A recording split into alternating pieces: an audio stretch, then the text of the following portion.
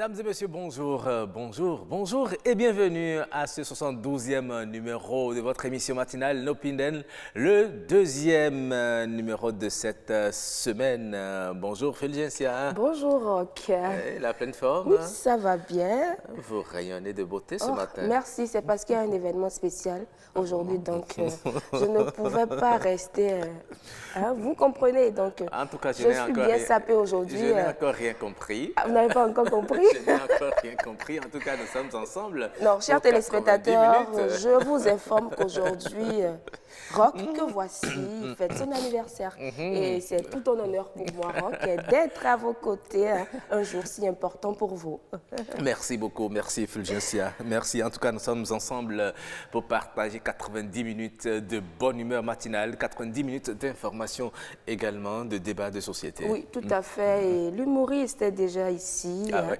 Il va nous faire rire jusqu'au bout. Il nous l'a promis. Ah, je ne sais pas encore. Aujourd'hui, il est venu spécialement. Vous le connaissez depuis hier. Il a changé un nouveau look de Cro-Magnon, le commissaire, avec de l'âge galant. On est passé à Cro-Magnon, Mademoiselle Simpé. Et depuis hier... Il est devenu vieux et il est sage. Le vieux sage. Le vieux sage, je le vois de l'autre côté en train de peigner sa barbe blanche. Il sera tout à l'heure sur ce plateau pour vous donner la bonne humeur matinale comme il sait si bien le faire, Fulgencia. Oui. Et nous allons lancer tout de suite les merveilles du Bénin. Oui. Et cette fois-ci, nous serons à Ouida, Ouida. la cité des Passévis. D'accord, très bien. Les merveilles du Bénin.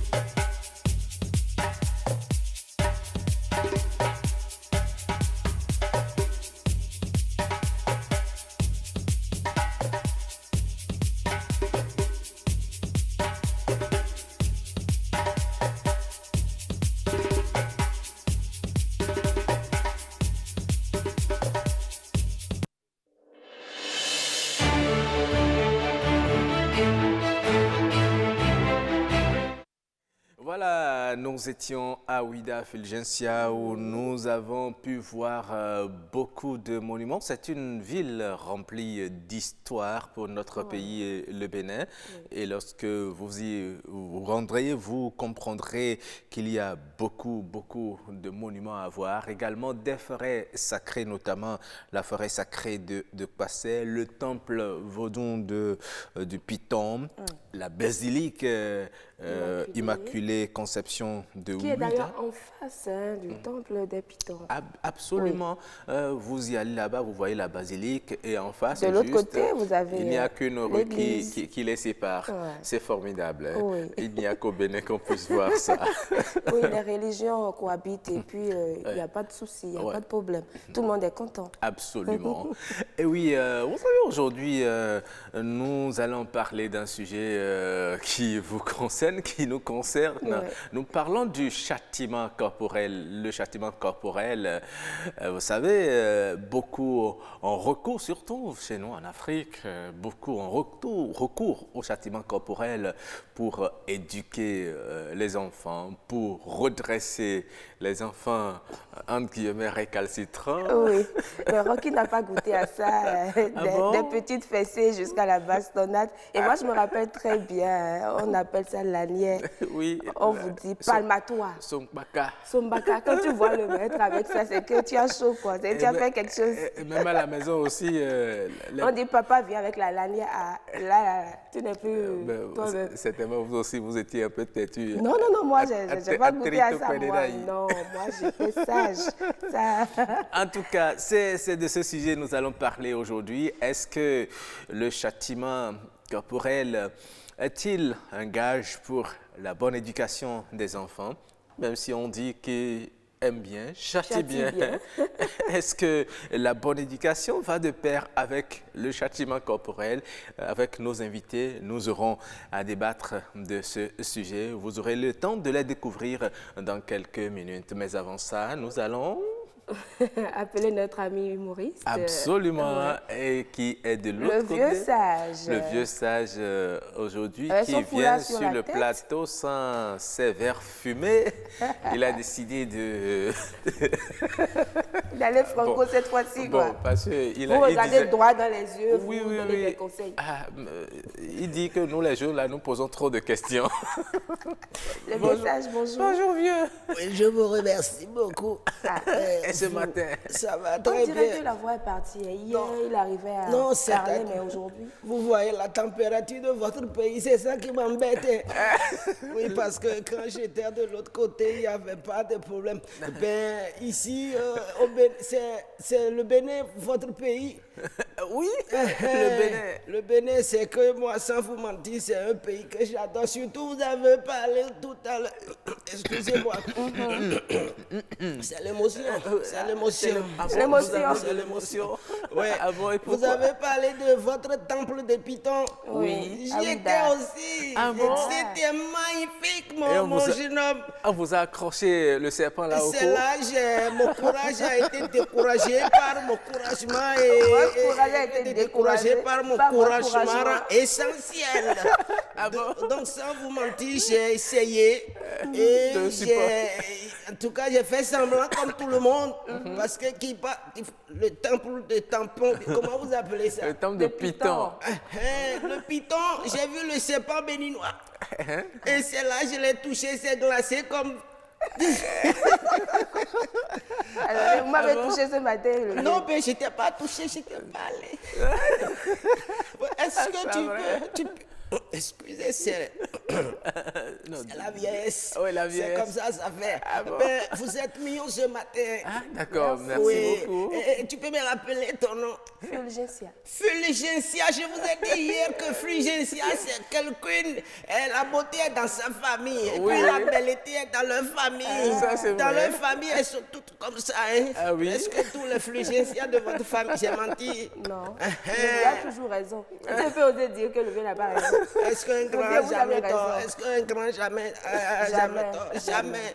Ok. Bon, ce matin, je vais dire à mes enfants qui vont les amener toujours parce que nous sommes dans leur saison. Oui, c'est le deuxième jour. Donc, il faut leur rappeler toujours qu'en classe d'examen, il faut être prudent.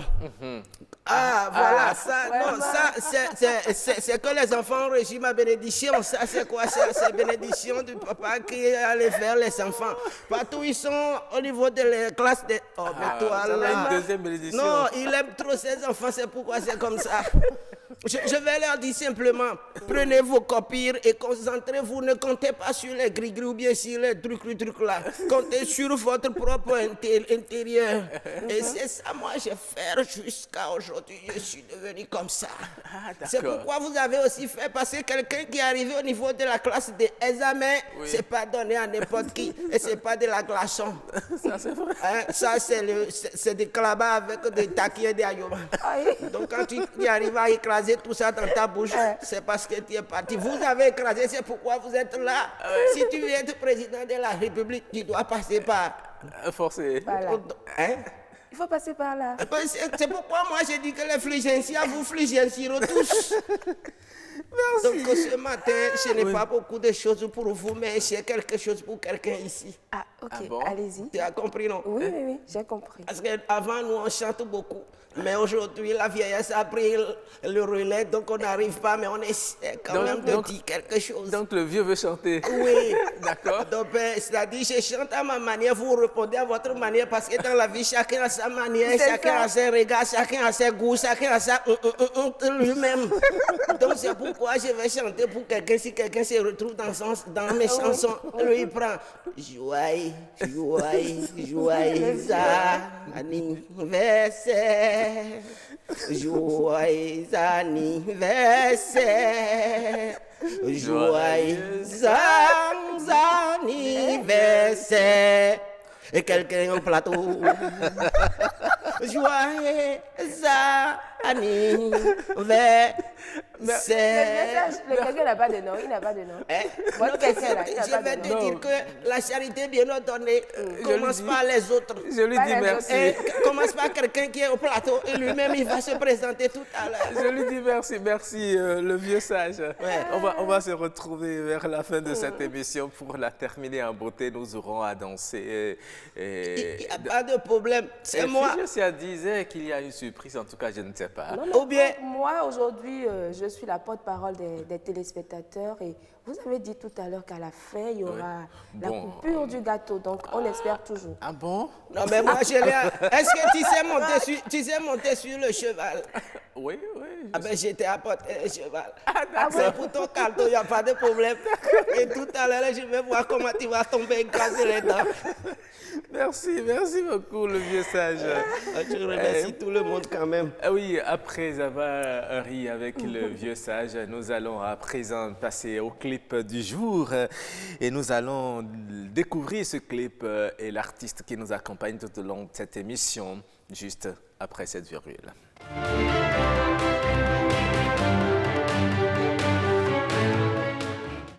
Oui, et aujourd'hui, vous avez choisi Ramon. Oui, Ramo Biowa.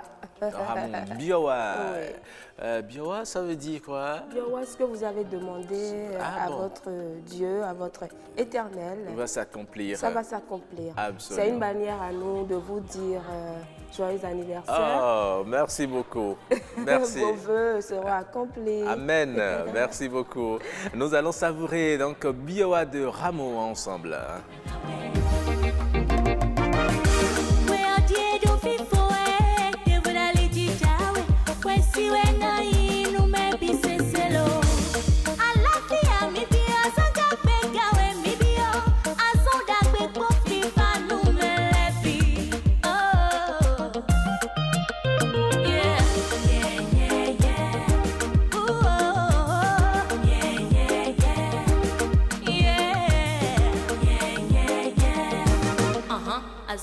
Meto Biowa de Viva we mi bi we abio we mauna na we Jijo hopodo Meto Biowa de Akwenu me bi we abio we mauna na we Meto Biowa de Azonga beka we abio we mauna na we Dona Viva Meto Biowa de we abio we mauna na we Bate soto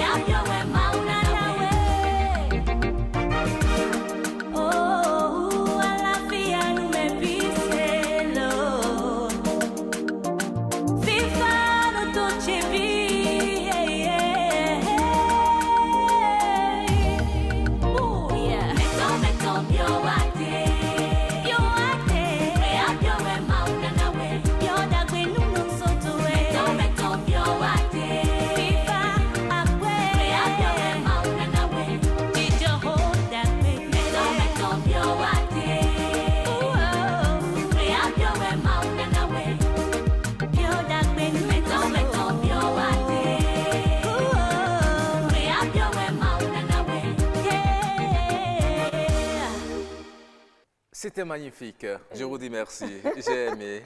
Et j'espère que vous avez également aimé chanter avec moi. Oui, très bien. On a dansé ici, hein. On a dansé. Ah oui, je vous souhaite également toutes les bénédictions. Amen, Rock. Je les partage avec vous. Merci beaucoup. Non, mais moi, j'attends juste le gâteau. Tout ce que vous direz là, ça ne m'intéresse pas. Moi, je veux juste le gâteau. J'attends la coupure du gâteau. Mais ce que vous faites là, c'est pas sérieux. Bon, en tout cas, je dis merci à tous ceux qui nous souhaitent joyeux anniversaire en direct. Merci à vous, Maître Simplice Dako. Alors, juste après avoir chanté et dansé, nous allons installer le plateau de discussion. Et si on en parlait, aujourd'hui, nous parlons du châtiment corporel.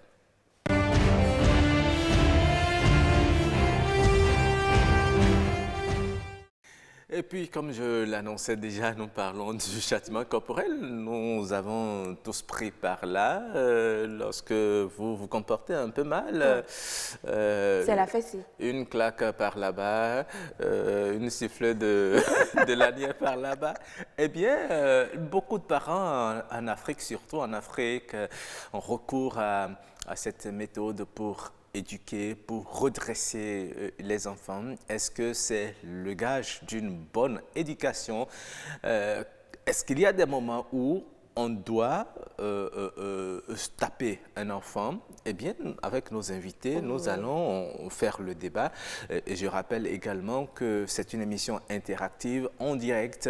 Vous qui nous suivez, vous pouvez nous envoyer vos réactions à travers les numéros qui vont s'afficher au bas de l'écran. C'est le 96 37 92 33. Vous nous envoyez des messages. Nous allons nous charger de les relayer dans cette émission Fulgencia. Oui. Et si vous laissez découvrir maintenant nos invités. Nous avons aujourd'hui Madame Muriel Ada Kromessi. Bonjour Madame. Bonjour Madame Fulgencia. Vous êtes parent? Elle est maman. Bonjour. Mère de famille. Oui, mère de 2 petites filles. Voilà. Et je profite pour dire merci à son mari qui a accepté l'amener ici ce matin. Ah, ok. Merci beaucoup, monsieur. Il est de l'autre côté. Nous lui disons merci. Et nous avons le docteur Léopold Djogwede. Vous êtes assistant social. Bonjour, monsieur. Bonjour, madame. Merci pour l'invitation. Merci. Et au téléphone, vous allez recevoir Jean-Claude Roumenou, il est psychopédagogue. Absolument, le professeur Jean-Claude Roumenou, il est psychopédagogue. Vous savez, il y a des tests qui interdisent le châtiment corporel. Les psychopédagogues ont également leur façon de voir le châtiment corporel. Il va nous donner sa lecture. Nous allons le joindre au téléphone dans une petite quinzaine de minutes. Mais avant, nous commençons le débat.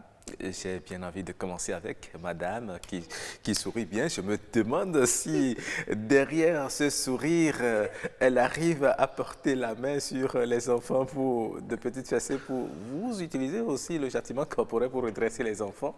Oui, je l'utilise. Quelques rares fois, je l'utilise. Quelques rares fois? Oui, je l'utilise parce que je me dis, j'ai été éduquée comme ça et je ne suis pas une ratée de la société. Et donc, vous mettre le point sur la table quelquefois à l'enfant permet de le remettre sur le droit chemin quelquefois. Ah bon. Oui. Donc vous aussi, vous avez pris par là. Oui. Et comment cela s'est passé? Chacun se rappelle certainement de certains moments où on l'a chicoté proprement. Qu'avez-vous ressenti à cette époque-là? À cette époque, c'est vrai qu'on n'était pas vraiment conscient de pourquoi est-ce qu'on était tabassé.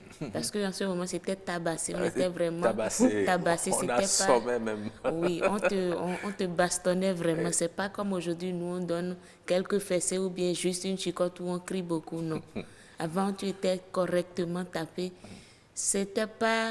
C'est vrai qu'en ce moment, on se disait, mais pourquoi est-ce que j'étais tapé? On n'avait pas vraiment la raison pour laquelle on était frappé à tout bout de champ. Mais en grandissant, en ayant des enfants, moi, aujourd'hui, j'ai compris que ce n'était pas quelque chose de mal que les parents nous avaient fait. Non, pas du tout.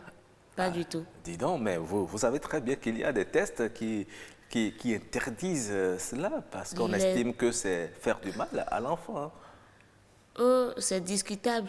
C'est discutable. C'est discutable. Dit qu'on fait du mal à l'enfant, je ne pense pas. Moi, j'ai été tapée juste parce que j'avais pris des miettes de feu sur ce que maman avait déposé. Et ce jour-là, on m'a tapé, je suis rentrée sous le lit, on m'a tapé, on m'a ressorti du lit. Mais quand j'ai grandi, j'ai compris, quand mes enfants commençaient, j'ai dit, mais c'est pas bien ce que j'avais fait. J'avais pas conscience vraiment de ce que mais plus jamais je n'avais recommencé. C'est ça. Parce que j'ai vraiment reçu une correction le jour-là, plus jamais je n'ai recommencé. Et ça vous a marqué? Oui, ça m'a marqué. Voilà. Et ce qui fait qu'aujourd'hui, à mes enfants, je leur dis, moi, j'ai été tapée pour telle chose. Et donc, aujourd'hui, si je crie et que je tape moins, c'est pas forcément que je suis sévère ou bien je suis méchante avec les enfants, non. C'est ça. Mais il faut taper. Très bien. Alors, Monsieur Léopold Jogbédé, avant d'être assistant social, vous êtes également parent d'élèves. Êtes-vous chicotte ou carotte? Alors, je suis les deux à la fois. Je suis enseignant. Les deux à la Je fois. suis enseignant, je suis parent. Et donc, c'est une question qui me passionne. Ouais. Certainement, je ne serai pas du même avis que madame. Nous avons effectivement tous subi le châtiment corporel. Pour madame, il y a eu des effets positifs du châtiment corporel. Certainement pour moi aussi. Oui. Mais moi, j'ai vécu... C'est tellement pour nous aussi, non? Pour vous aussi, certainement. Certainement. Mais moi, personnellement, vu ma personnalité d'aujourd'hui, je pense que le châtiment corporel a eu un effet sur moi, négatif sur moi. Ah bon? Quelque part, oui. Et dites-moi alors. ma profession d'assistant social, de communicateur, d'enseignant, m'a amené aussi à comprendre que le châtiment corporel peut avoir d'énormes conséquences sur la personnalité, sur le comportement de l'enfant. D'accord. C'est vrai que c'est facile de dire, bon, parce qu'on nous a tapé, on a réussi, on est bon, mais quelle étude nous a prouvé que c'est le cas? C'est pas vrai. Quelles sont les conditions? Mais au moins, madame a donné son exemple. Elle a pris quelque chose, on l'a tapé, elle a compris qu'on ne fait pas ça. Et plus jamais, elle n'a fait ça. Aujourd'hui, moi, je peux faire comprendre à mon enfant qu'on ne peut pas prendre un œuf sur le riz d'une autre façon. Et je sais qu'il va l'apprendre et il va l'intérioriser. Et quelle est votre méthode alors? Oui, la méthode, avant tout, c'est le dialogue. Le dialogue. Vous savez, aujourd'hui, le vrai problème de la famille, c'est l'absence de dialogue. Généralement, les parents tapent même, donnent une éducation, cherchent un résultat sans avoir enseigné au préalable ce dont on demande le résultat. C'est ça. Vous ne pouvez pas évaluer quelqu'un, faire un examen à quelqu'un sur quelque chose qu'il n'a pas appris. Mais qu'est-ce qui permet d'apprendre? C'est le dialogue, c'est l'échange. Oui, Il faut mais parfois on échange, vous savez, vous comprenez, vous connaissez les enfants, c'est vrai, ils s'amusent, ils sont inconscients de beaucoup de choses, vous leur dites ne faites pas ci, demain il reprend la même chose, après demain il reprend la même chose, parfois ça agace le parent et même sans s'en rendre compte, allez paf, il lui envoie une claque là-bas. Est-ce que vous ne pensez pas que par moment ça discipline? Bon, ben, par moment, oui, ben, d'accord, par moment, d'accord. Mais quand ça devient une façon de vivre, là, ça pose problème. Quand ça devient une façon de vivre, ça pose problème. Et aussi, quand l'enfant n'écoute pas, quand l'enfant a des troubles de comportement, est-ce qu'on cherche à savoir qu'est-ce qui se passe? C'est ça. Généralement, non. Il y a des enfants, par exemple, je prends le cas de l'école. Ouais. Il y a des enfants qui ont des difficultés scolaires. Difficultés scolaires, c'est à la fois difficultés d'apprentissage, troubles d'apprentissage, les deux à la fois. Il faut un accompagnement particulier. L'enfant a des troubles, les troubles c'est encore plus grave quand c'est un trouble d'apprentissage, trouble de mémoire, etc. Mais vous tapez cet enfant. Alors qu'il a un trouble de mémoire, qu'est-ce qu'il peut faire lui en tant qu'être humain par rapport au trouble de mémoire si on ne l'accompagne pas, si un spécialiste ne l'accompagne pas? Il y en a même, c'est lorsque vous levez le bâton qu'ils perdent C'est leur fini. mémoire. Ils oublient tout. Complètement, vous voyez. Donc, moi, je ne pense pas que le bâton soit la panacée qui règle... Non, il y a d'autres contextes d'éducation, même ici au Bénin, dans lesquels on ne tape pas, où les enfants sont excellents. Je vais donner l'exemple des séminaires. Les séminaires où on forme les prêtres, vous pensez qu'on tape les gens là-bas? Les résultats du bac, allez voir les résultats du séminaire. Les meilleurs au bac, ce sont les séminaristes. On ne les tape pas. Mais il y a un système d'éducation mis en place qui permet aux gens d'être motivés et d'être excellents. D'accord, très bien. Mais docteur Léopold Jogbédé, d'autres parents vous diront, ça dépend de l'enfant que vous avez en face de vous. Il y a des enfants, vous les bastonnez, il ne comprendra jamais ce pourquoi vous lui dites ne fais pas ça. Mais il y en a avec la communication, ils arrivent à assimiler. Oui. Je suis d'accord, mais je pense que même le fait de taper l'enfant, je suppose que ça donne des résultats positifs. Nous voyons les résultats, mais nous ne voyons pas le résultat négatif. Ce résultat négatif, nous allons en parler tout à l'heure. Vous allez essayer d'en énumérer quelques-uns. Alors, madame, vous avez suivi son argumentaire. Il est aussi passé par la chicotte. Oui. Aujourd'hui, il est foncièrement contre la chicotte. Est-ce que vous épousez son point de vue? Oh, tout à l'heure, j'ai dit que c'était discutable. C'était discutable, c'est comme le 6 et le 9. Chacun parle de sa position. Très bien. Voilà, vous ça êtes dépend. de quel côté? Bon, vous êtes du côté 6 ou bien Ou du du côté côté 9? Oh, ça dépend de la relation que vous avez Oui, avec on a l'enfant. compris. Ah Ça oui. dépend de la relation que vous avez avec l'enfant. C'est vrai qu'aujourd'hui, on ne peut plus taper comme on nous tapait nous. La bastonnade n'est plus vraiment autorisée. Mais quelquefois, il faut toujours amener la chicotte. On ne peut pas rayer complètement la chicotte de l'éducation de nos enfants aujourd'hui. Parce que quand nous voyons, je prends l'exemple de ceux qui sont à l'extérieur, de l'autre côté de l'eau. On ne tape pas, il y a toutes les lois pour protéger les enfants. Mais nous voyons la dérive de l'éducation de ces enfants-là. Mais avec la chicotte, on ramène quelque part l'enfant sur un droit chemin. C'est-à-dire qu'avec l'éducation de nos enfants aujourd'hui, on ne peut pas dire qu'on va rayer complètement la chicotte. Même à l'école, on ne peut pas rayer complètement la chicotte. Il y a des enfants qui ont besoin de chicotte pour revenir dans le droit chemin. Il y a d'autres qui n'en ont vraiment pas besoin, que juste quand tu parles, ils t'écoutent, ils avancent. Mais d'autres ont vraiment besoin de ça. Et il y a certains enfants, c'est lorsque vous les chicotez qu'ils récidivent encore. C'est une manière pour eux de montrer que oui, je dois continuer Si tu à dois faire. taper à tout bout de vent, l'enfant ça ne devient plus une punition pour lui, ça devient un jeu. La distraction. C'est ça. Voilà. Il ne faut pas taper à tout bout de vent. Il faut dire, je vais te taper Il faut plusieurs fois. menacer. Il faut menacer d'abord avant de venir à la chicotte doit être vraiment le dernier recours. D'accord. Mais pas dès qu'il y a un truc, il faut prendre la chicotte à tout bout de vent. non. D'accord. C'est le dernier recours. Est-ce que la chicotte doit être le dernier recours? Qu'est-ce que les téléspectateurs, les concitoyens rencontrés dans la ville de Cotonou en pensent? Eh bien, Jennifer Sativi leur a tendu son micro. Nous allons les écouter avant de revenir sur ce plateau. Ce n'est pas nécessaire. C'est vrai que le bâton n'est pas trop mauvais, mais à raison que ça soit accompagné de l'amour. Parce que quand on tape avec amour, c'est différent de quand on tape avec méchanceté, avec colère. On ne doit pas se fâcher, l'enfant ne doit pas savoir que le père est fâché. L'enfant doit savoir qu'on me corrige parce que j'ai mal fait. Comme ça, demain, il va comprendre que c'est parce que j'ai mal fait. D'autres pensent que pour éduquer, il faut bastonner. Vous voyez un peu? On n'a pas besoin d'aujourd'hui de bastonner un enfant pour pouvoir l'éduquer. Il y a, avec des conseils des parents, d'accord, l'enfant déjà prend le pli dès le bas âge. Donc on n'a pas besoin forcément de le bastonner pour qu'il puisse se mettre en rang. Non, je crois que ce n'est pas une bonne chose, moi, à mon avis. Il faut que les parents revoient ça en leur sein. Et au niveau du milieu scolaire, c'est interdit carrément, le châtiment corporel. Ce n'est pas une bonne chose. Moi, je pense que ce n'est pas une bonne chose. C'est vrai, le châtiment corporel ne serait plus un truc fréquemment. Mais il faut toujours à des moments taper pour ramener à l'autre. Un parent qui tape son enfant aime l'enfant là et veut sa réussite dans la vie parce que sans la correction, l'enfant ne peut pas évoluer. Il faut leur parler, mais si tu parles à l'enfant et l'enfant fait alors ce qu'il veut, il faut la correction. Et là, c'est pas maltraiter les enfants qui est taper l'enfant. Taper l'enfant, c'est de le corriger à ne pas faire ce qu'il ne doit pas faire. Ando mina va boko egbaglo wasiba do fina ndia do fina so inde gban e ka utalo me kara masina koi fiero waile ne fa kuno mro tete aku ekpere kun le kun ekpere aku ekpere kun le kun ekpere. Il faut être carotte et chicotte à la fois. Absolument. C'est ce qu'il nous disait la mémé tout à l'heure. Absolument. Nous allons demander à monsieur sa réaction par rapport à ce qu'il a entendu dans cette Vox Pop. Bon, comme le disait madame, c'est le 6 et le 9, quoi. Chacun de son angle de vue apprécie à sa façon. Mais nous apprécions en tant que professionnels.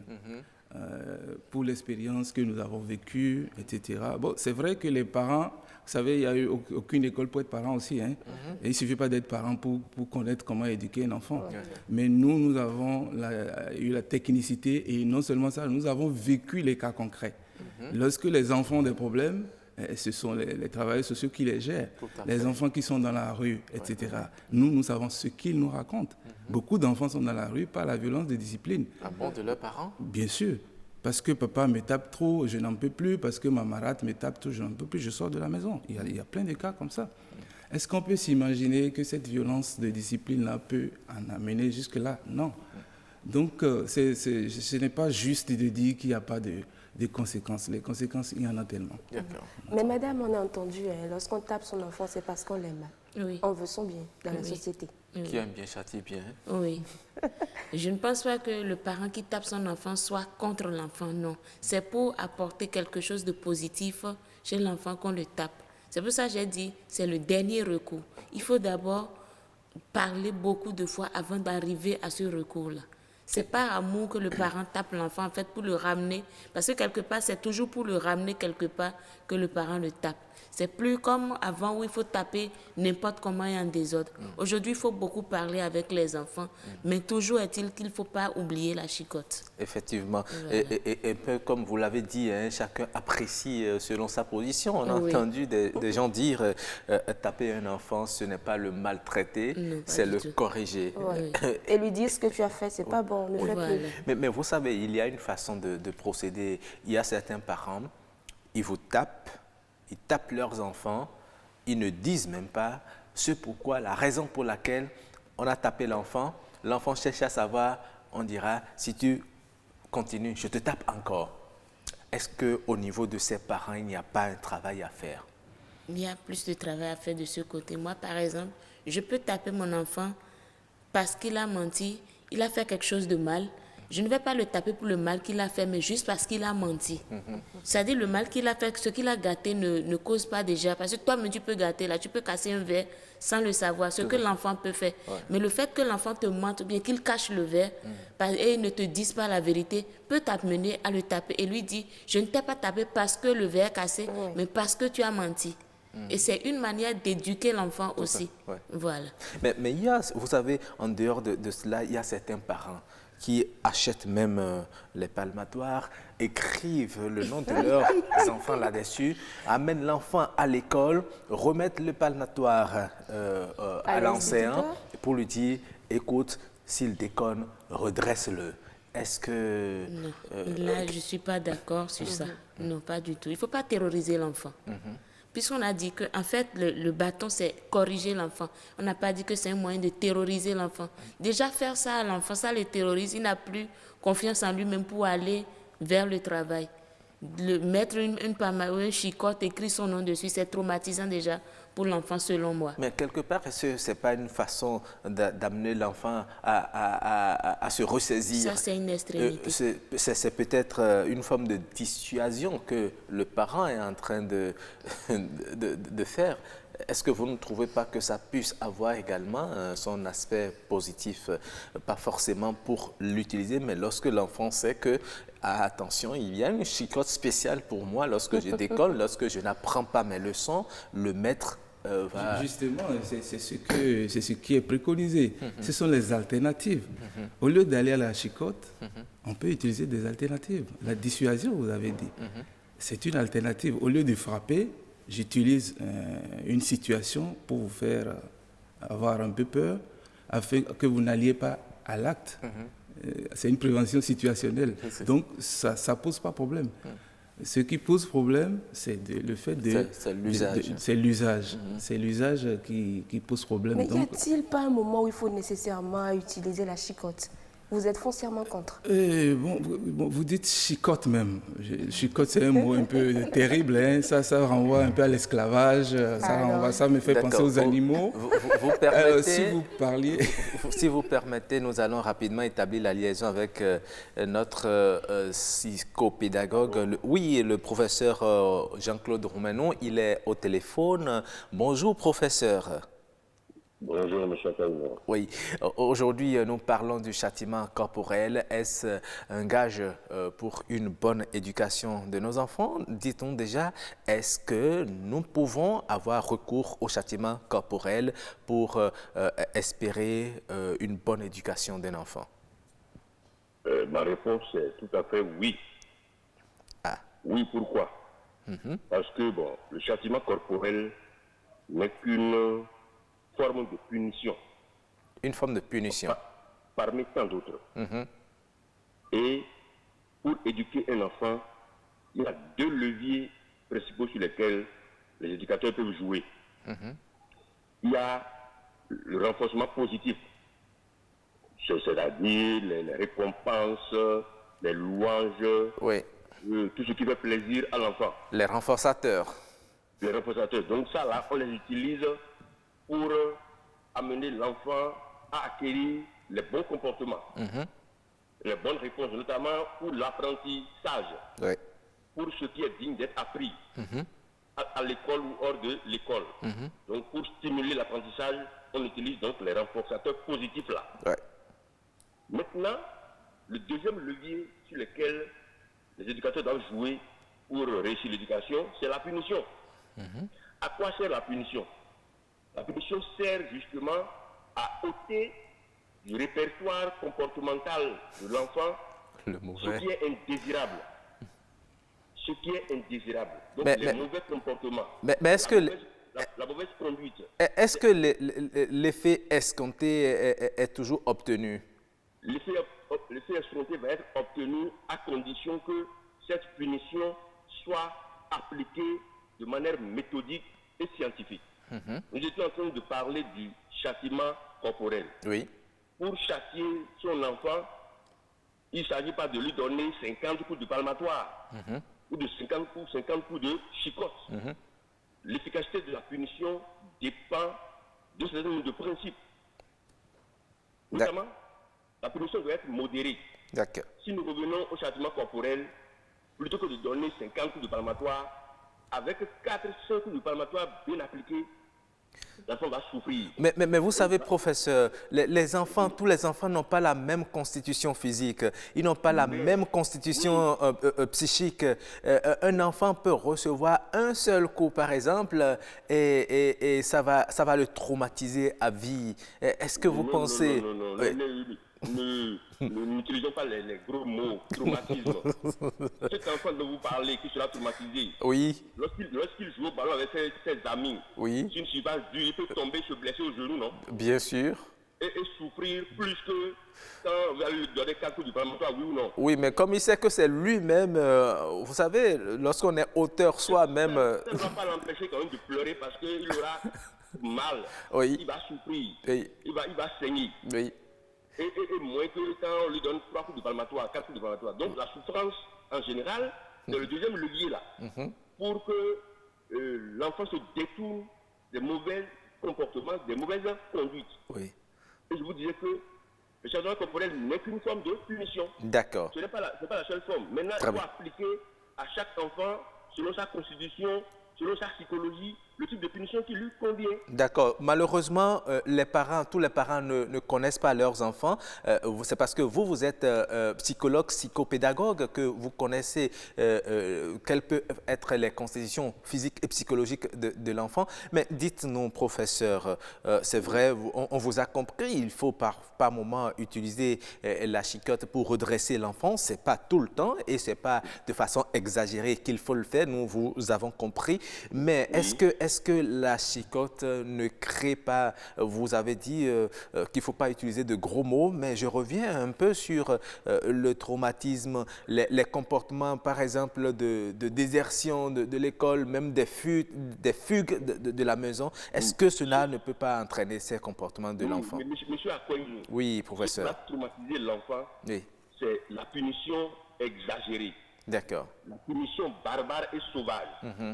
Si vous punissez votre enfant, vous le battez sauvagement, vous lui donnez 50 coups de palmatoire, 50 fessées, l'enfant va fuir. Non, il ne s'agit pas de tyranniser. Il ne s'agit pas de torturer l'enfant.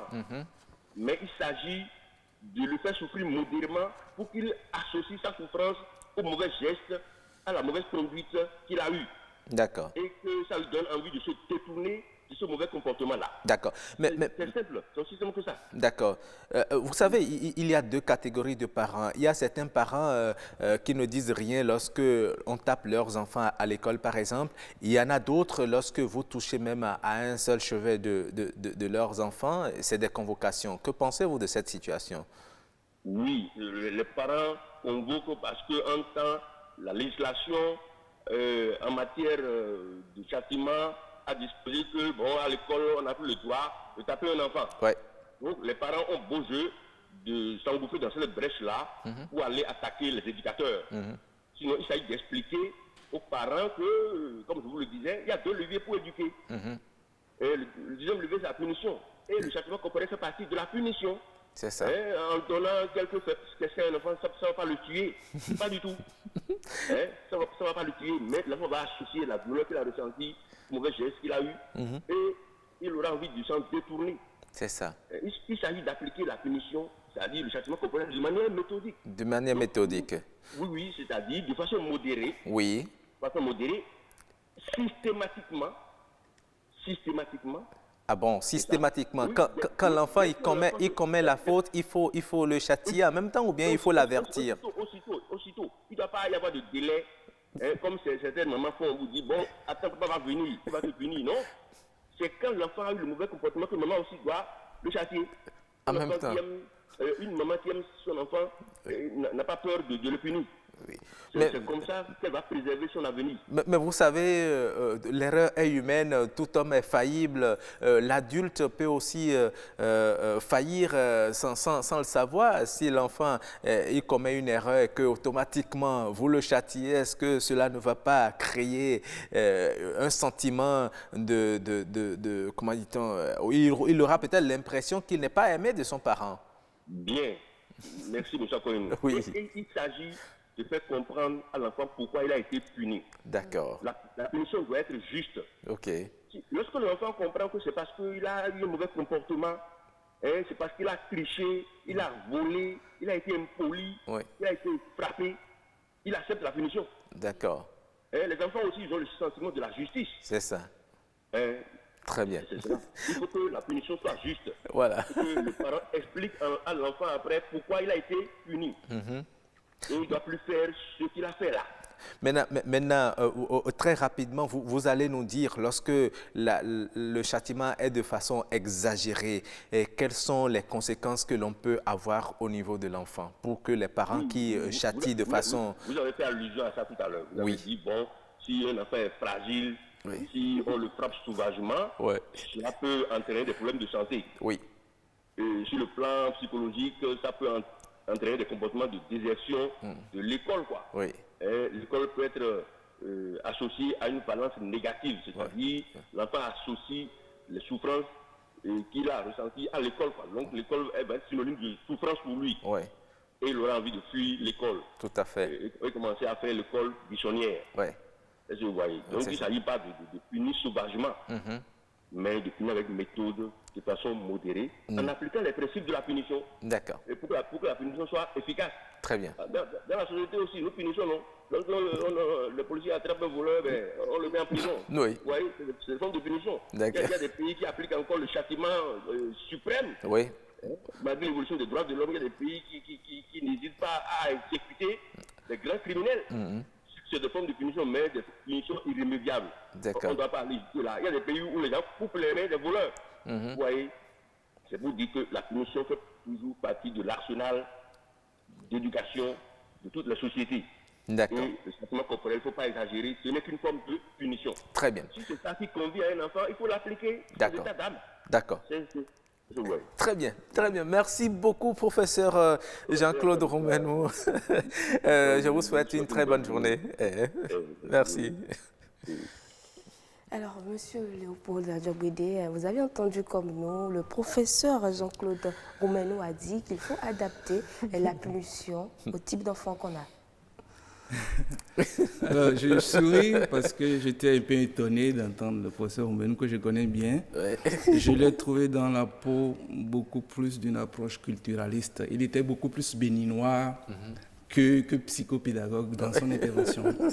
Je suis désolé de le dire, parce que il s'est beaucoup plus appesanti sur la culture béninoise. Oui, pas seulement la culture béninoise, mais africaine également, et aussi de façon générale, parce qu'il a africaine, extrapolé. c'est trop dit, parce que moi, j'aime pas. J'ai eu la chance de vivre dans quelques pays africains. Souvent, au Bénin, on aime trop généraliser en disant l'Afrique, africain. C'est pas vrai. Les réalités ne sont pas toujours les mêmes. Alors, dire qu'il faut systématiquement punir l'enfant, moi, je pense que ça ne va pas. Ça ne va pas. On ne peut pas systématiquement... vous savez, le professeur l'a dit finalement, quand le milieu est anxiogène pour l'enfant, il ne donne plus rien, rien du tout. Il y a ce qu'on appelle le mutisme sélectif. On ne va pas utiliser les gros mots, les grands mots, je ne sais pas. Le mutisme sélectif. L'enfant est très joyeux dans un milieu, il est tout à fait froid dans un autre. Il casse-toi la maison, il est joyeux, il est content, il va à l'école. Mais une fois à l'école... Il ne dit plus rien. Ah oui, je connais des enfants qui sont Parfois, comme ça. c'est le contraire. C'est déjà au portail même qu'ils commencent à traîner les pas. Ils ne veulent pas. Ça veut dire qu'il y a un problème. Parfois, c'est le contraire. L'enfant est tout joyeux, responsable de classe, content à l'école, à la maison, il est muet. C'est ça le mutisme sélectif, en fonction du milieu.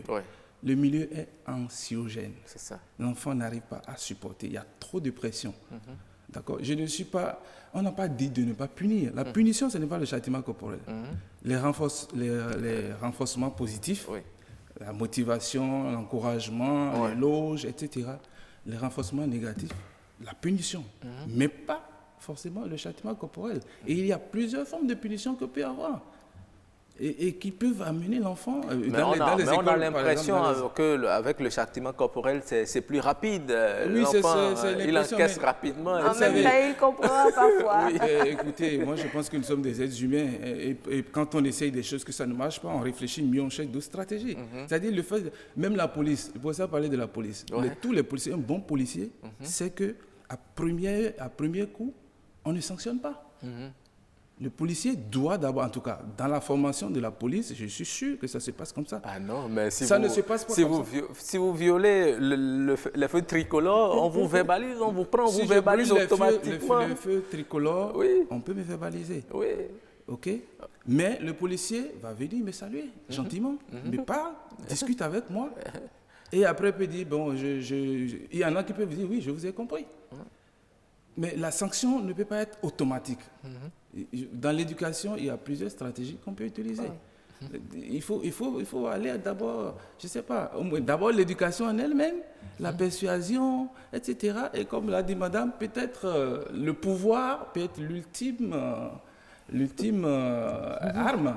Mais dire que systématiquement, dès que si vous faites à un enfant, je suis désolé, mais cet enfant ne va pas vous donner des résultats. D'accord, très bien. Oui, madame, vous pensez aussi la même chose ou vous avez retrouvé le professeur qui épouse votre opinion? Oui, il épouse mon opinion, je suis d'accord, mais chez moi, ce n'est pas systématiquement qu'il faut punir l'enfant. Ok, vous avertissez. Hein?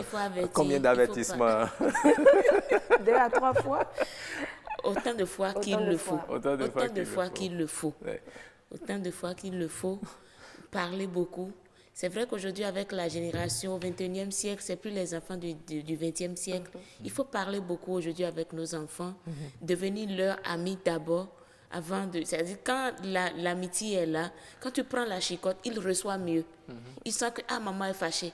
Moi, ma fille a l'habitude de me dire, aujourd'hui j'ai cherché, maman m'a tapé, je sais que maman est fâchée. L'enfant comprend. Les enfants aujourd'hui comprennent. C'est-à-dire quand à tout bout de champ, tu prends le bâton, l'enfant ne reçoit plus rien. Mais vous savez, il y a cette forme de punition qui est plus dangereuse plus que tout.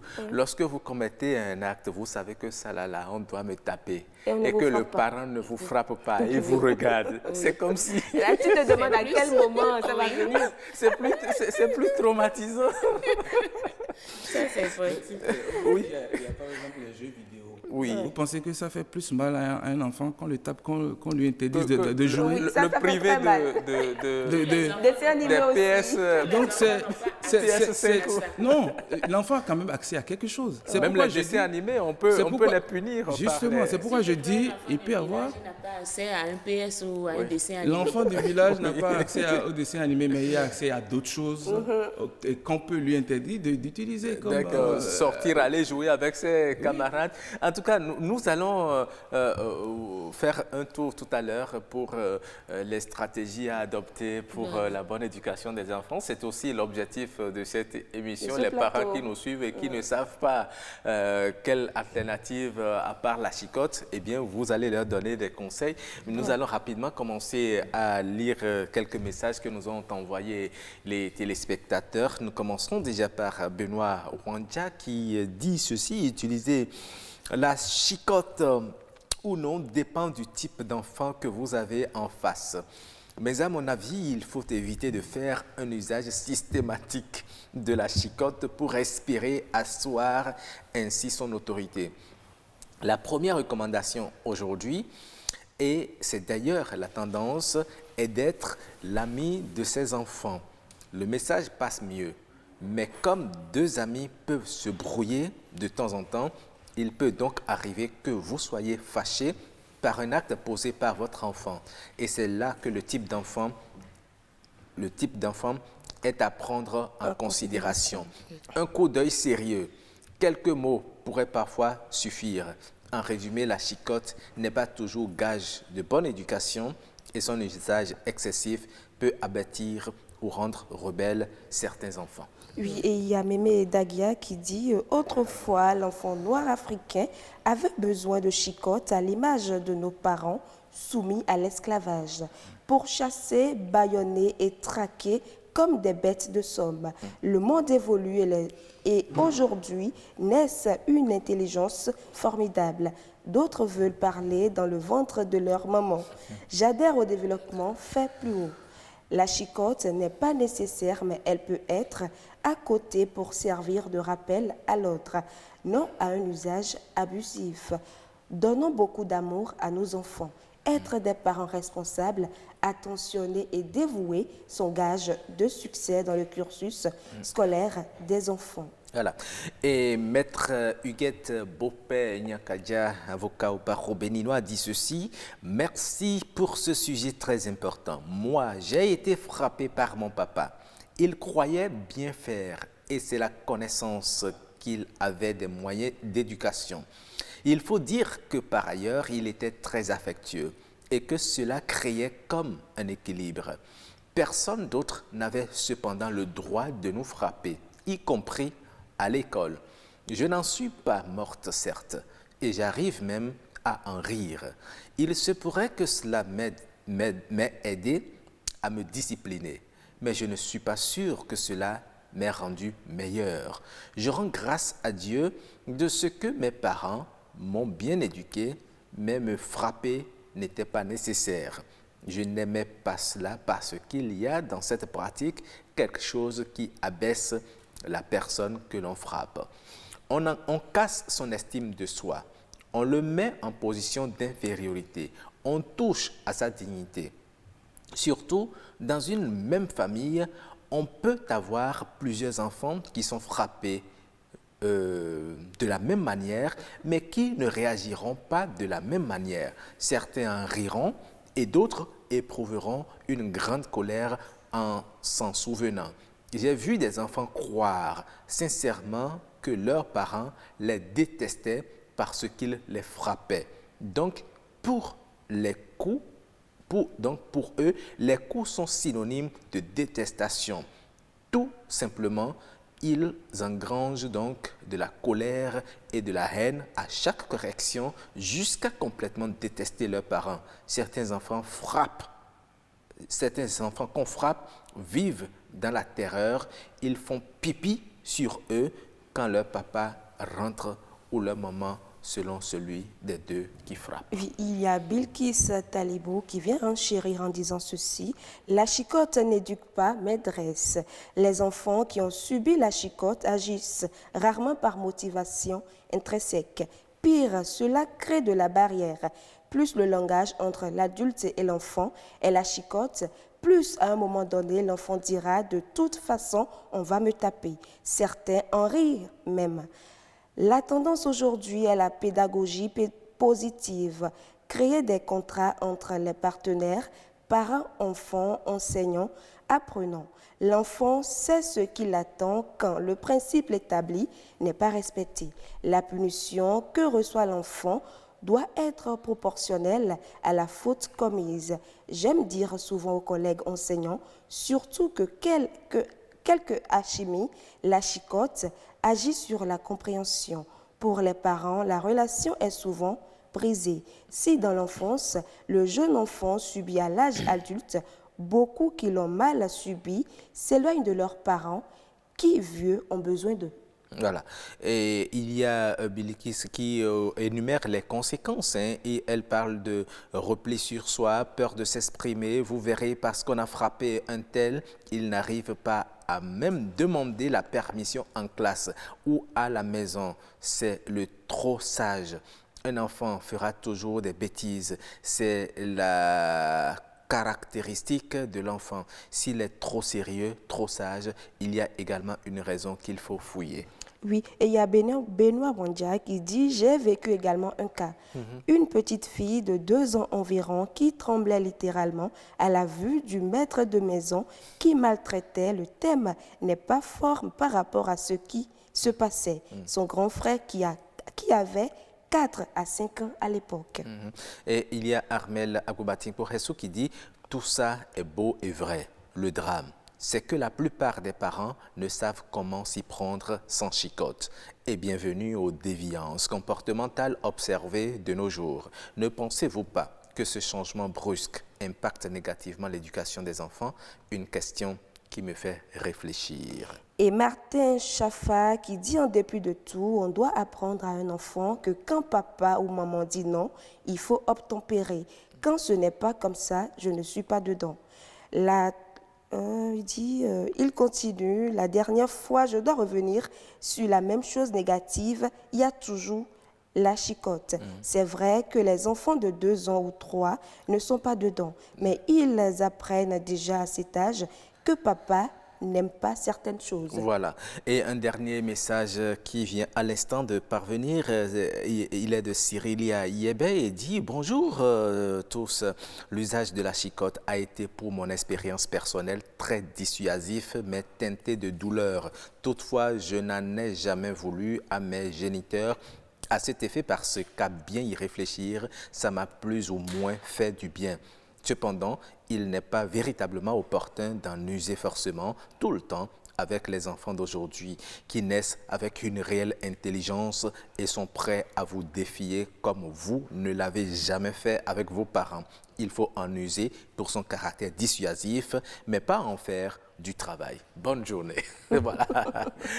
Et voilà, nous avons fait un tour des messages. Nous leur disons merci. C'est un sujet qui interpelle. Et il y a un message particulièrement de Madame Armel Agoubatin qui dit comment s'y prendre. On vous attendait à ce niveau. Beaucoup de parents ne savent pas autre alternative qu'à part la chicotte.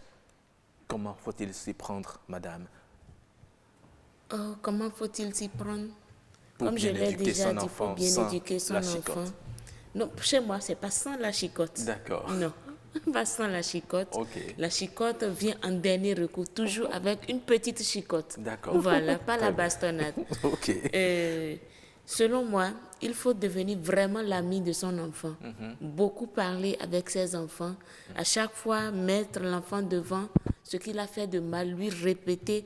Il faut être à chaque fois, la pédagogie ne doit pas nous tuer. Il faut chaque fois répéter, ne pas se lasser de répéter, mais utiliser le bâton en dernier recours. En dernier recours, pas torturer l'enfant, mais à la juste mesure de ce qu'il a fait. D'accord. Mais pas enlever le bâton, non. Très bien. Alors, Monsieur Léopold, quelle est votre stratégie à vous? Bon, ma stratégie, c'est avant tout le dialogue. Je fustigeais le fait que dans l'éducation ici, il n'y a pas souvent le dialogue. Le dialogue parent-enfant n'existe pas. On demande des comptes à l'enfant alors qu'on ne lui a pas appris ce qu'il devait faire. Donc ça, je pense que c'est primordial. Il y a l'écoute, il faut écouter son enfant. Je suis d'accord, il faut être ami avec son enfant. Aujourd'hui, si vous ne le faites pas, vous n'allez pas réussir avec votre histoire de chicotte ou de bâton. Je suis convaincu que ça ne va pas donner les fruits escomptés. Donc, je pense que l'approche, c'est surtout l'écoute, et le dialogue, la communication, expliquer, faire comprendre. Je pense que ça libère aussi l'esprit de l'enfant. Quand vous utilisez la chicotte, il y a un auteur qui a parlé de Anne Savant, être Anne Savant. C'est-à-dire, vous savez, mais vous ne savez pas comment rendre. Et qu'est-ce que vous faites? Vous utilisez la violence. Comme les bègues. Vous savez pourquoi les bègues se fâchent vite? Parce qu'ils n'arrivent pas à exprimer ce qu'ils pensent. Et donc, brutalement, vous n'arrivez pas à transmettre l'éducation, en fait. Donc, il ne faut pas être des ânes savants, mais il faut trouver le moyen de communiquer, d'échanger. Par exemple, il y a des filles qui tombent enceintes et on les renvoie de la maison, des mineurs. Vous n'avez jamais parlé de menstruer avec la fille. Parce qu'on estime que c'est un sujet tabou. Ah oui, mais c'est un drame. Vous n'avez jamais discuté. Et après, vous sortez le bâton pour dire la violence. Donc, il faut éduquer. Éduquer, on a dit éduquer. Quelqu'un a dit éduquer. Éducation, c'est parole. Donc, il faut discuter, il faut parler, il faut échanger. Il y a une faute, on parle de la faute, on discute de la faute. Est-ce que c'est comme ça que ça doit se faire? Tout à fait. Okay. Si on parlait encore de fessées, des choses comme ça, c'est la punition. Mais on dit carrément chicotte. D'accord. Les petits vulgarisateurs, il m'est arrivé plusieurs fois dans les ateliers de mécanique de m'arrêter pour prendre le bâton pour dire j'appelle l'Office central de protection des mineurs. Franchement, ces patrons d'ateliers, ils exagèrent. En tout cas, le message a été bien passé. Je vous dis merci, Dr Léopold Djogwede. Je rappelle que vous êtes assistant social, vous êtes enseignant également, vous êtes parent. Et père de famille. Merci beaucoup pour vos conseils, votre contribution à ce débat. Merci également à Madame Muriel Ada, épouse à Crombessi. Épouse Ada. Vous êtes épouse Ada. Oui. Ah d'accord, ok. Donc, très bien. Donc, Madame Muriel Akrombessi Ada. Voilà. Très bien. Merci à vous. Vous êtes mère de famille et vous êtes créatrice de mode. Oui. Voilà. Merci beaucoup. Merci à vous aussi. Nous allons vous raccompagner, vous souhaiter une très bonne journée. Merci beaucoup. Voilà. Merci beaucoup. Voilà, merci. Merci pour l'invitation. Ouais. Et nous allons enchaîner, Fulgencia, avec us et coutumes. Et depuis hier, nous sommes en milieu d'Indie. Non, us et coutumes, vous parlez de prénom africain. Prénom africain, pour moi. on reçoit tout à l'heure Sadikou Mohamed. Il est déjà là, mais nous irons en milieu Lokba. Ah, milieu local pour les us et coutumes. Voilà. C'est pour y découvrir quoi aujourd'hui? Découvrons. On découvre. Oui. Us et coutumes.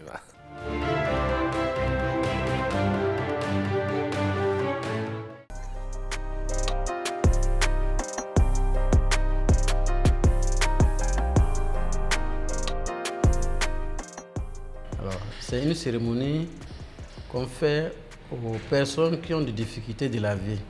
Soit c'est une maladie incurable, ou bien peut-être la personne cherche à concevoir. Pendant longtemps, elle n'a pas pu concevoir. Il y a d'autres personnes, peut-être dans sa vie, a des difficultés dans les affaires. Peut-être elle a fini, elle cherche du boulot, elle ne trouve pas, ou bien elle trouve, peut-être que c'est des problèmes. Ou bien c'est les affaires, ça ne marche pas. On consulte les sages, les spécialistes en la matière, les adeptes.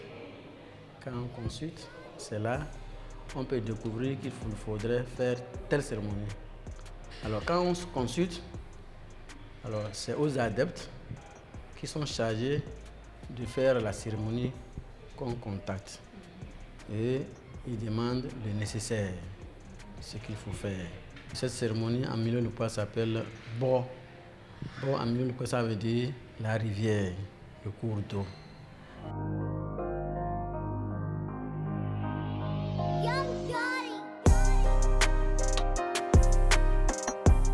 Toute une équipe.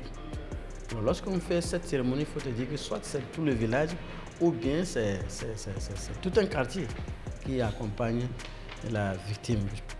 Et il faut dire le lieu où on fait cette cérémonie, c'est au niveau des cours d'eau.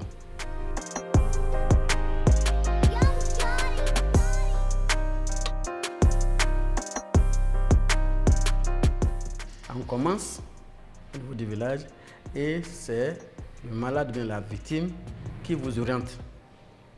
Elle vous oriente et on chante, on joue les tam-tams et c'est elle qui vous oriente et vous allez jusqu'à la rivière. Lorsqu'elle se déplace, elle danse jusqu'à ce qu'elle entre en transe. Lorsque, par exemple, la cérémonie est exaucée, entre griffes, c'est que là, vous la voyez en mouvement, elle chante avec vous, elle danse avec vous.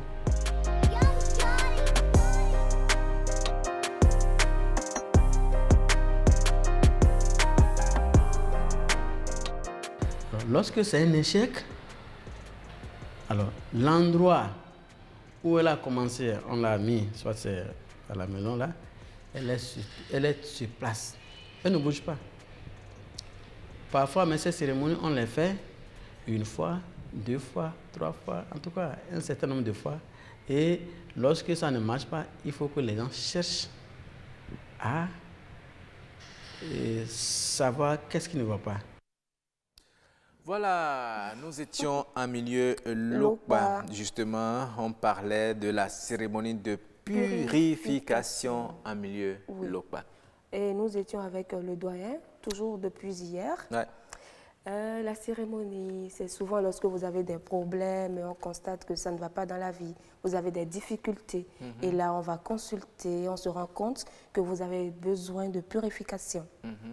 Et on vous fait la purification et puis... Et c'est tout le village qui vous accompagne. Wow.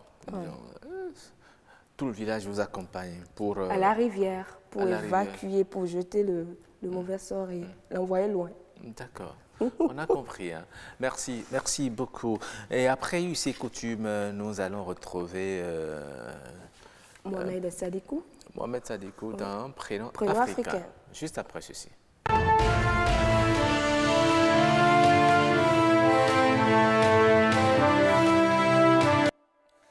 Mohamed Sadikou, bonjour. Bonjour. En Dindi, on dit Nasuba. La faune à Kayo. Oh, Nasuba. Mekaga. Bani. Ah, je comprends où ça. D'accord. À force de recevoir les invités, nous finirons par comprendre toutes les langues. Ah oui, ça c'est clair. Moi, je vais prendre des cours. Ah non, mais vous savez, j'aime particulièrement parler les autres langues de mon pays parce qu'on dit celui qui comprend plusieurs langues, c'est comme il a une clé passe-partout. De plus que les autres. De plus que les autres. Il arrive quelque part, il peut rapidement et facilement intégrer le milieu. Donc, il faut essayer. Exactement. Merci beaucoup. Merci. Sadikou. Merci beaucoup. Alors, aujourd'hui, vous nous parlez de quel prénom? Le prénom choisi ce matin, c'est Meriga. Meriga. Oui. Mais ça porté par un garçon ou pas les une deux. Fille? Ce n'est pas lié au genre, donc tout le monde peut le porter, aussi bien les garçons que les filles. Meriga. Oui. Mais ça rime bien, c'est un là. joli prénom. Meriga. Oui. Meriga. C'est même affectueux. Ah oui. Meriga. Meriga. Et ça veut dire quoi en Dindi? En réalité, c'est un phénomène qui s'observe à la naissance de l'enfant et qui consiste donc à retrouver une fine membrane qui entoure donc le bébé à la naissance. Bon. Et donc, oui.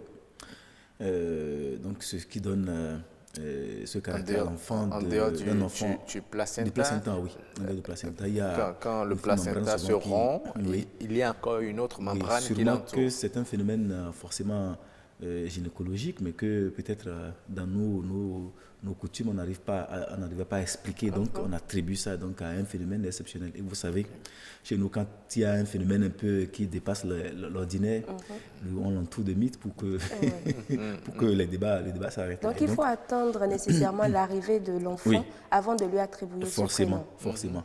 Et donc, cet enfant-là arrive dans le monde avec une petite enveloppe, une fine membrane qui entoure son corps. Et donc, là, automatiquement, c'est que c'est un enfant Meriga. C'est un Meriga qui est arrivé. Et le Meriga, là, ça veut dire quoi? Le Meriga, c'est, comme on dit, quelqu'un qui est couvert, quelqu'un qui vient avec Une couverture, couverture. une enveloppe. Protection. Protection C'est- naturelle. Naturelle déjà. Celui-là, il ne faut même pas oser l'attaquer. Ça c'est vrai. Vous allez taper poteau comme le dirait l'autre. Exactement. Bon, donc en réalité, donc c'est un prénom qui s'inspire donc de la culture Hausa que les Indiens adoptent parce que entre les deux cultures, il y a d'interpénétration et donc le Meriga a été adopté comme ça en milieu d'Indie. Et donc forcément, nous avons des femmes Meriga comme aussi des hommes aussi Meriga. Et je suis sûr qu'au cours de votre vie, au cours de la vie de notre spectateur, vous aurez rencontré au moins un ou deux Moi, Meriga. j'ai rencontré une Meriga. C'était une jeune fille, mais elle débordait d'énergie. On était encore en location dans la cour commune. Elle était venue faire un travail de domestique. Mais si vous voyez comment elle réagissait, elle travaillait bien, mais elle faisait des travaux d'homme, pratiquement. Ça peut s'expliquer parce que effectivement, quand on est Meriga, je pense qu'on grandit avec cette idée de quelqu'un qui est protégé et donc qui n'a peur en réalité de rien. Qui affronte la vie dans tous ses aspects, que ce soit dans l'aspect social que dans les autres aspects. Donc les Merigas sont souvent aussi des gens qui sont vraiment téméraires, courageux, donc qui affrontent tous les dangers. Oui. Mais généralement, selon les informations que j'ai pu collecter auprès des aînés, des sages, les Merigas souvent imbus de leur personne finissent par être un peu écartés, isolés un peu de la société. Et donc, au départ, tu les vois très, très émergés, tu les vois vraiment au front et autres, mais à la fin, il y a un repli sur soi et qui les caractérise. Donc, ils finissent comme ça, exactement. Bon, l'avantage, c'est que si un Meriga ou une Meriga suit cette émission, il saura ou elle saura la disposition d'apprendre pour ne pas s'isoler de la société. Donc, pour dire que quel que soit votre pouvoir, quel que soient vos atouts, vous devez quand même composer avec les autres. Et ce n'est pas à tout instant que l'on montre vraiment les muscles pour dire qu'on est plus fort. Ça force, dire, c'est moi, j'ai la protection divine, je peux affronter tout le monde. Ce n'est pas toujours évident. Et donc, forcément, il faut avoir des limites pour chaque... Surtout qu'on dit souvent que plus de pouvoir, ça fait plus de responsabilité. Plus de pouvoir, ça fait plus de responsabilité. Donc, plus vous en avez, plus vous devez être plus responsable pour l'usage. Et le fait déjà de venir dans cette condition au monde, c'est déjà fort. Donc, vous devez savoir, il doit savoir que... ils doivent savoir comment poser les pas dans exactement, la société. Composer avec les autres qui ne sont pas venus dans les mêmes conditions et donc forcément limiter donc, ce pouvoir qu'ils ont acquis naturellement. Très bien. Donc je voulais vraiment faire un coucou à un de mes grands frères Meriga, de Djougou et sûrement... oui, c'est vrai qu'à Djougou, on nous suit beaucoup. En tout cas, on suit BB24 un peu partout, même au-delà des frontières. C'est un grand frère à qui on a beaucoup d'estime, qui est photographe de métier, de formation, et donc qui aujourd'hui est dans l'audiovisuel comme nous. Ah bon, d'accord. À titre privé, donc moi je lui dis un petit coucou. Et il est à Djougou. Meriga de Djougou, bonjour à vous, Nasouba. Mais je me demande, un Meriga doit être très très protecteur aussi dans la famille. Il doit protéger la famille, ses frères et sœurs. C'est sûr, puisque si déjà il est imbu de sa personne, il sait que rien ne peut l'arriver, donc forcément les autres se réfugient derrière lui. C'est ça.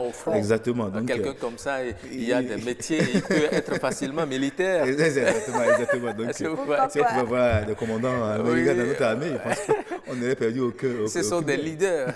Exactement. Voilà. Merci beaucoup. Merci beaucoup. Mais vous ne partez pas. Ok, il n'y a pas de souci. La capture.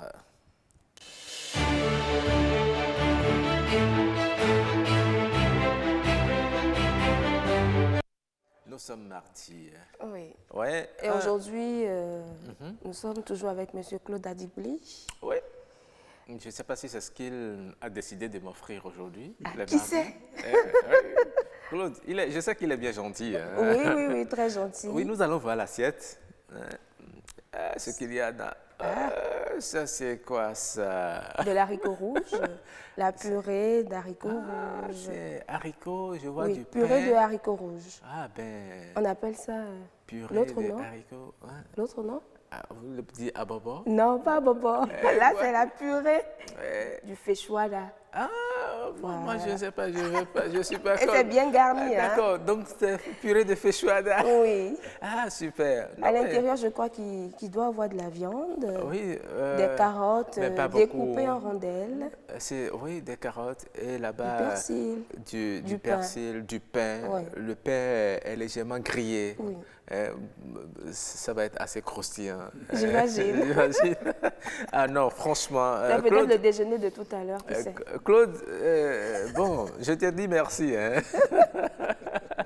Et paraît-il que cette cuisine a été déportée. Ce sont les Brésiliens qui ont ramené ça ici. Ah, d'accord. Oui. Ok. Souvent, lorsque vous allez à Ouida, on va vous proposer ce mets-là.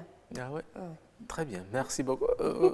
Vous aimez ça aussi à Djougou? Ah oui, bon, forcément à Djougou, mais partout d'ailleurs, parce que les plats brésiliens, comme elle vient de le dire, donc forcément portugais, et donc ont une certaine particularité d'être mélangés avec beaucoup de choses. Et moi, je voulais vraiment faire un coucou à cette dame-là qui s'en occupe. En fait, le feijoada, comme d'autres plats portugais, brésiliens comme le charabouya et les autres sont quand même des acquis culturels de nos frères de Ouida, donc qui l'ont importé de très loin. Et donc je vais faire un coucou au directeur Christian de Souza, s'il nous écoute. Ah, d'accord.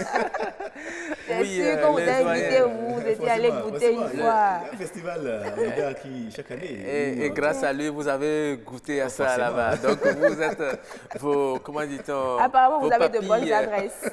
Ces papilles gustatives se sont rappelées de la saveur. D'accord. Merci beaucoup. On va se retrouver demain. D'accord. Merci beaucoup. Allez, bonne journée à vous. Mardi, nous allons passer à Astuce. Et aujourd'hui, vous avez réservé quoi pour les téléspectateurs? Comment blanchir les dents? Comment blanchir ses dents? Oui. Ah, c'est ça, nous allons découvrir en Astuce aujourd'hui, juste après ceci.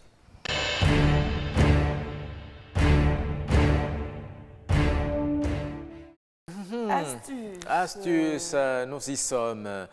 Vous savez, généralement, on dit pour blanchir les dents, il faut utiliser du bicarbonate, il faut utiliser du citron. Du citron, il faut exactement. utiliser plein de choses. Bon, qu'est-ce qu'il faut concrètement? On commence déjà par la recette que vous avez donnée, l'astuce que vous vrai? venez de nous donner. Ça marche? Oui, ça marche.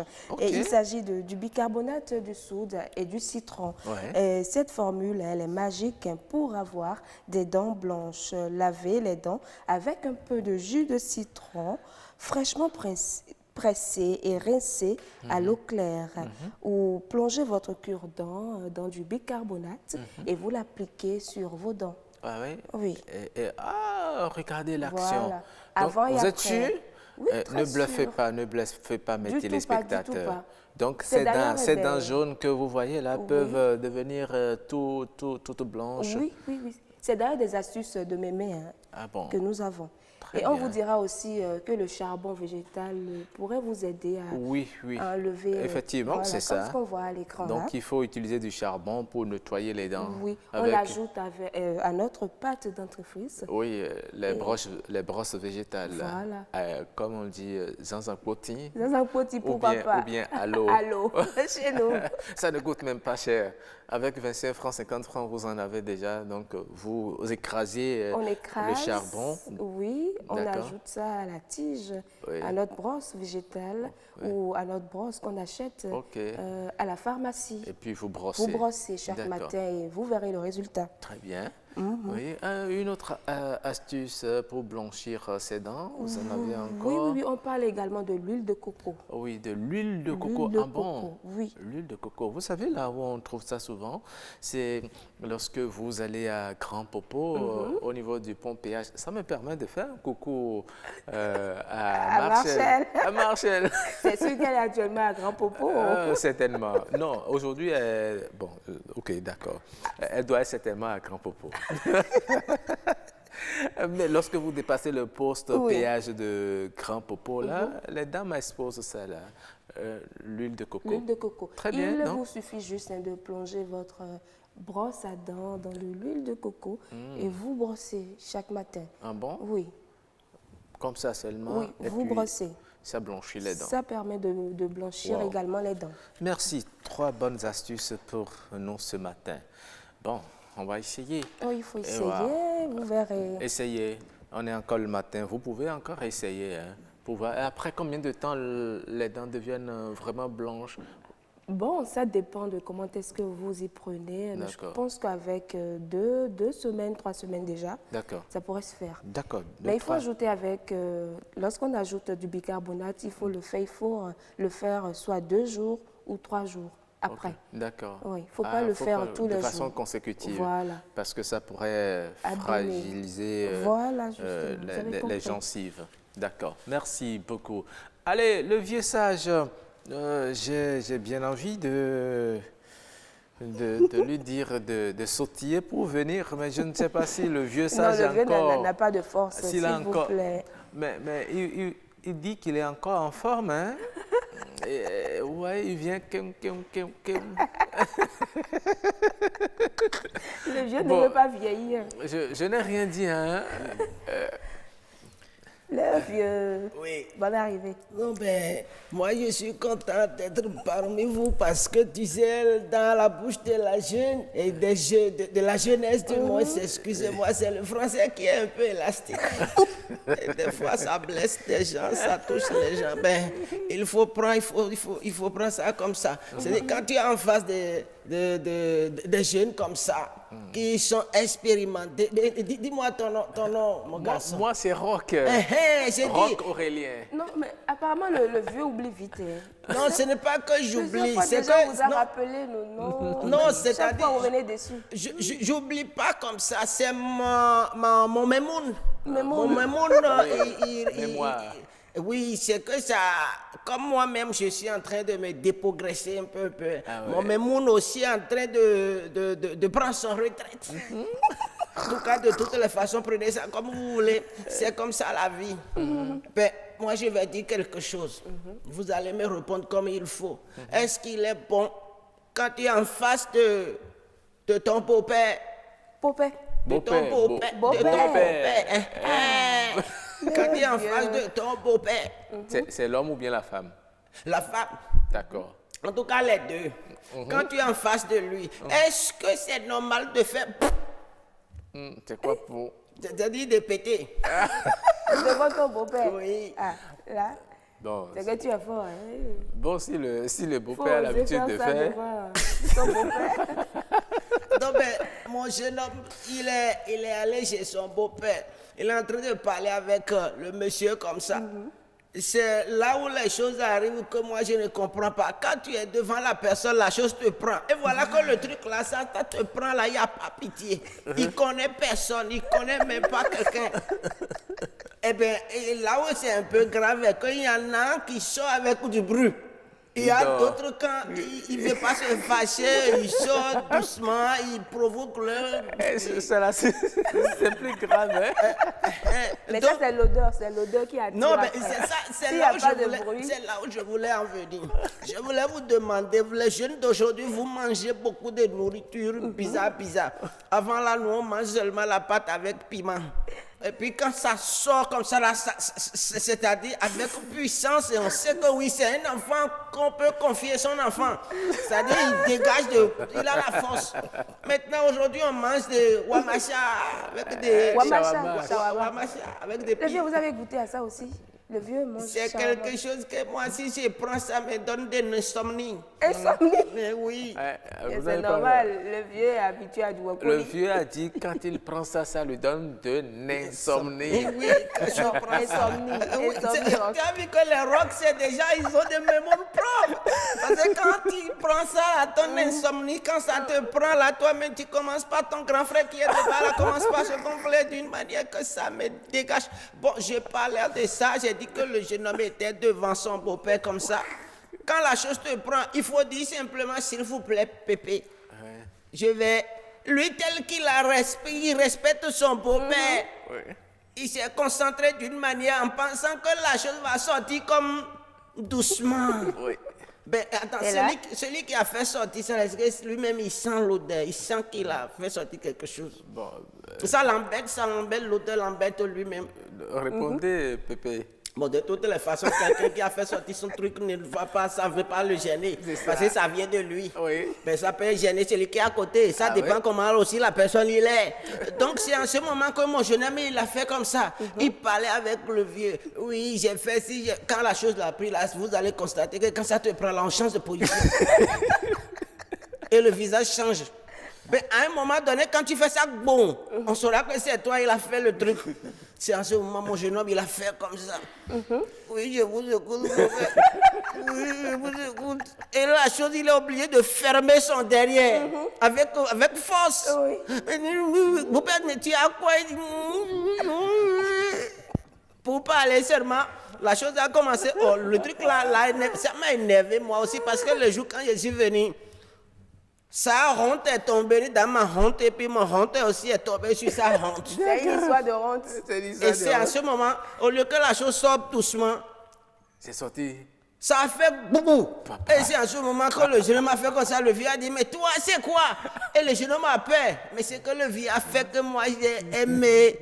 Il a dit, jeune homme, tu es en forme, mon garçon. Et que les gens cherchent ça là maintenant à l'hôpital, ils n'ont pas trouvé. Mais toi, tu as fait sortir ici pour. Faut pas avoir peur. Ça prouve qu'il est vivant. Très bien. Donc, le jeune homme, il a déjà peur que le beau-père va lui dire n'importe quoi. Mais quand il a fait ça, c'est en ce moment son courage est venu. Et viens voir un garçon béninois. Son yeux comme ça, puis il regarde tout le monde comme ça. Parce qu'il a fait sortir ça, le beau-père lui applaudit. Donc, ceux qui font ça là, si vous voulez faire ça là, il faut faire ça comme il faut. Non, ça c'est. Même s'il y a des gens. En humour, tout ça. L'assemblée. Non, mais s'il y a des gens, ça dépend les gens avec qui tu es. D'accord. Ben, à la maison avec les enfants, il faut savoir faire parce que tu fais c'est ça, ton enfant va faire dehors. On va dire que c'est papa qui fait à la maison. Même un groupe, il faut sortir du groupe pour ne pas indisposer les autres. Vous sortez du groupe et puis vous voulez faire ça de façon éclatante comme vous voulez. Rob, je vais te dire quelque chose. Ça dépend aussi de l'odeur que tu as dans ton poumon. Parce que si l'odeur est grave, ben, si tu manges des haricots, des pizzas, des ouamacha ou bien quand tu manges tout ça là, imaginez quelqu'un qui a pris haricot, il a pris il a pris arachide. Il faut voir les trois choses quand ils se regroupent à l'intérieur. Et quand ça commence pas à se chamailler dedans. Imaginez. On a compris. Merci beaucoup. Merci beaucoup, le vieux sage Cro-Magnon. Merci. Nous allons à présent chanter encore, retrouver notre Ramon dans le titre Biowa. Ouais. Avec notre réalisateur du jour. Et de l'autre côté, notre chef d'édition qui nous fait de grands gestes. Oui. Il ne nous reste plus que 4 minutes. Merci Claude Adigli. Nous allons nous lever et danser. On a le temps nécessaire pour danser. Oui, on se lève et on danse. Meto Biowa.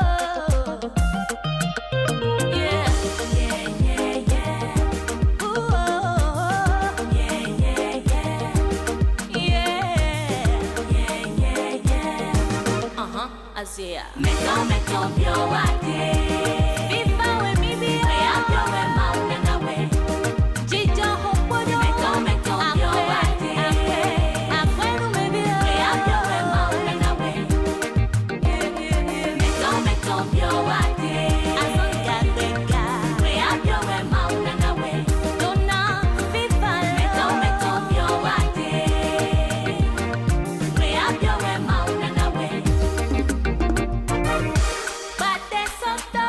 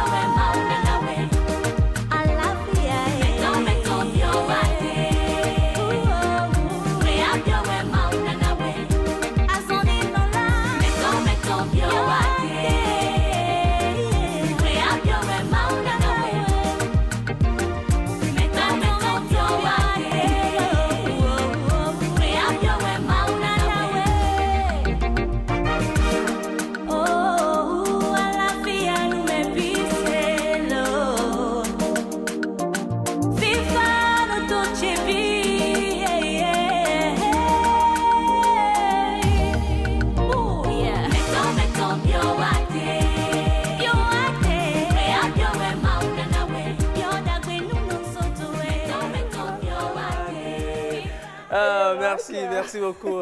Merci au réalisateur du jour, Ange Nicaise de Rigo. Nous avons beaucoup dansé. Ouais. Merci à toute l'équipe qui l'accompagne de l'autre côté de l'infographie, Terence Bata, au son Arnaud Tosset et Armel Huedano.